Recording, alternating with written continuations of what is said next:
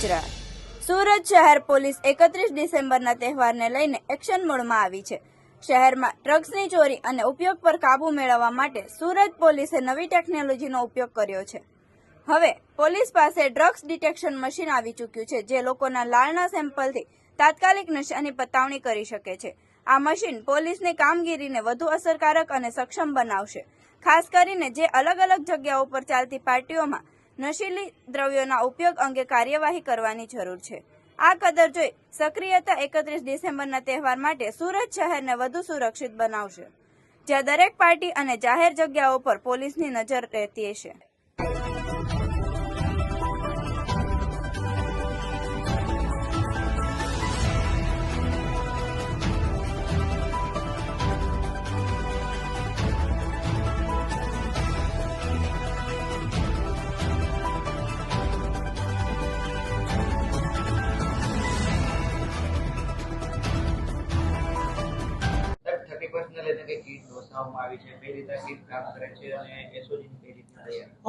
સુરત શહેર પોલીસ પાસે આવી એન્ટી નાર્કોટિક્સની એક કીટ આવેલી છે, જે કીટની કિંમત 15 લાખ રૂપિયા છે અને એનું જે કાર્યવાહી જે છે એ રીતે કરવામાં આવશે કે જે 25 ડિસેમ્બરથી લઈને 31 સુધી જે ફાર્મ હાઉસોમાં વિવિધ જગ્યાઓએ ખાનગી જગ્યાઓ પાર્ટીઓ ચાલતી હોય છે, ત્યાં એમડી અને વિવિધ ડ્રગ્સનું સેવન થતું હોય છે, રેવ પાર્ટીઓ ચાલતી હોય છે, તો અત્યારથી જ અમારા હ્યુમન રિસોર્સિસ એ બાબતે કામમાં લાગી ગયા છે અને 25 થી 31 દરમિયાન તો ખૂબ ક્લોઝ વોચ રાખવામાં આવશે અને અમારી ખાનગી ટીમો ફરતી રહેશે અને ડ્રોનનો પણ ઉપયોગ કરવામાં આવશે અને જો આવી કોઈ રેવ પાર્ટીઓ થતી હશે તો એના ઉપર કાર્યવાહી કરવામાં આવશે અને આ કીટ સાથે લઈ જવામાં આવશે અને ત્યાં જ એમનું ચેકિંગ કરવામાં આવશે અને જો એ લોકોએ આવું કોઈ સેવન કરવામાં આવેલું હશે તો આગળની જે કાયદેસરની કાર્યવાહી હશે એ કરવામાં આવશે।